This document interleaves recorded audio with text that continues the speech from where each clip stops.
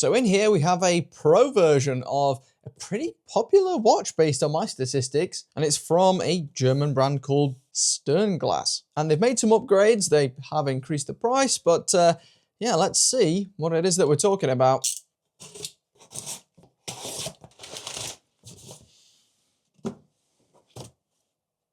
Oh, and I forgot, I think there's also a second model in here, a newer one too. And based on a little glance, it should be this one. So Sternglas are very popular for their minimalist watch designs, and unlike MVMT, they're actually fairly well made. Designed in Hamburg, and here we go. Meet the new Sternglas Naus Automatic Pro. Or Naus Pro Automatic? Yeah, Naus Pro Automatic. And as the name suggests, it's the new upgraded version of the highly popular Naus Automatic. And yet again, they have knocked it out of the park in terms of the look of the thing. Looks very similar to the previous version, extreme minimalist design. And overall, I think that's one of the things that Sternglas is best at, just that minimalist styling without the watches looking too cheap. And this definitely has some adjustments. So the only real issues I had with the previous one, the Naus, was that the watch was a little bit too bulbous and too thick. Now, one of the things they've told me before sending this is that this watch is 25% slimmer, and it definitely is. As you can see here, this is much slimmer than the previous version. Still not the thinnest watch in the world, but it is much sleeker for sure. Now at this stage, they haven't actually told me if they want these sending back or if I can keep them or not. So I'll have to put it in the video description when I do know. They had some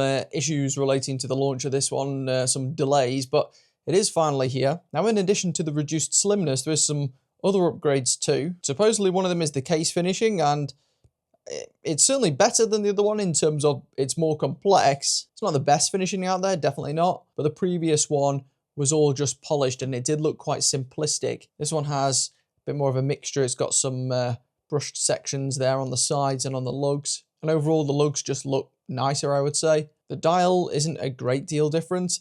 They did mention that the hands have been improved. I think these have got luminescence, whereas the last ones didn't. I think the last ones were just plain, so that is a slight advantage too. It's got actual usable lume. And the strap, I mean, I'm not sure they've listed the strap as being better, but this feels better for sure.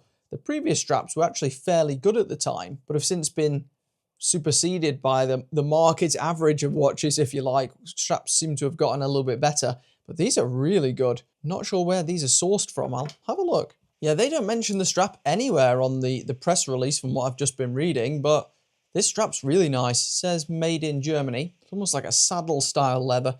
I think that's going to wear in very nicely. They are quick release as well, so even better. And you'll also see from the back, the movement is different. Now, given that this watch costs about twice as much as the last one, you would hope that was the case. And they've done a pretty good job with this. I know there's a Miyota 9000 series in here. Yeah, Miyota 9015, but they've done somewhat of a custom job on this. This is the gilt version of the Miyota 9015, and it's also got this black PVD rotor, which is not something I've really seen before. I think it looks pretty good, pretty distinctive too. As a result of that Miyota, you do get a much smoother sweep than on the previous watch, which I think that one was using the Miyota 8000 series, if I remember correctly. And it still has the domed sapphire crystal.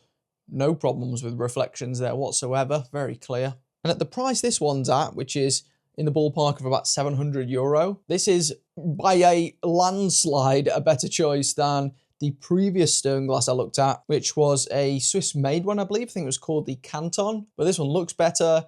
It's arguably got better specs. It's got a better strap. It's definitely the choice, no doubt. I'll affiliate link this watch in the video description if you want to check it out. And if I've got any discount codes for it, I'll also lob that down there too. I'm not sure if I do or not. Can't remember.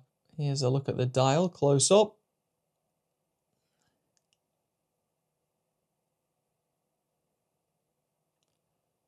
Absolutely gorgeous design there. A nice symmetrical date wheel at the bottom center. But anyway, sizing, 38 on the nose across. Very short lug to lug, characteristic of the original one. Yeah, 42.2 mil. And with the domed crystal, 11.6 thick. If you were to discount it, it's just under 11, maybe 10.5. So not the thinnest watch, but significantly thinner than the last one. And there's a look at it on my 6¼ inch wrist.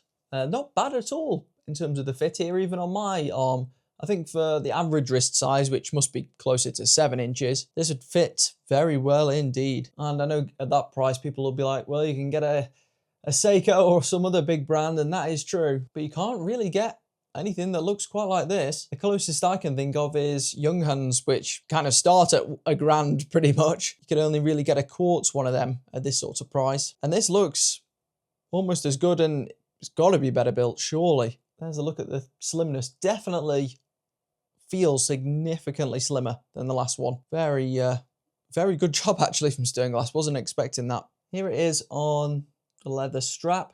Now, I think that's pretty good looking watch. The dial surface, I'm not sure you can quite tell there. It's got like this flecked texture to it, which definitely makes it look a bit less plain. One of the better looking minimalist watches for sure. The only thing with this one is it isn't really available in many colors at present. There's a look at that band too. I think the band is really underrated. I want to test the loom though. I'm expecting the loom to suck, quite frankly, but it's got some, so we'll take a look. So it just says needle hands with luminova.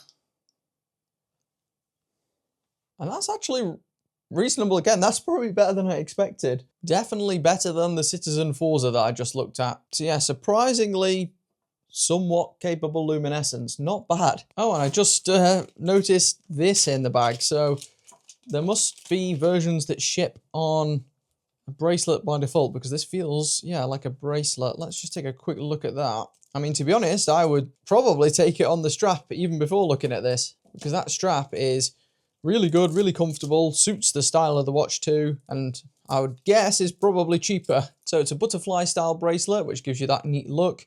No micro adjustments though, so that's just one of the downsides with the vast majority of butterfly clasps. You can only make link-sized incremental adjustments. Also, no taper, so that's going to look pretty big, surely. Let's try it on. And yeah, just as expected, it just looks way too big and bulky for this watch, or for any of the Sternglas watches, really. This watch would suit like a Milanese bracelet better than this chunky thing. So my recommendation there, get the strap. So for me, one of the key things with this one is this isn't just replacing the previous Naus. They still make that one. So if you want to spend less, I think that one is, 300, maybe 400 euros maximum. You can go with that one. But if you do want something that's slightly better in every way, then this one exists, the Naus Pro. Yeah, thanks to Sternglas for sending this in for me to take a look at. I think they've done a good job and it was worth the wait.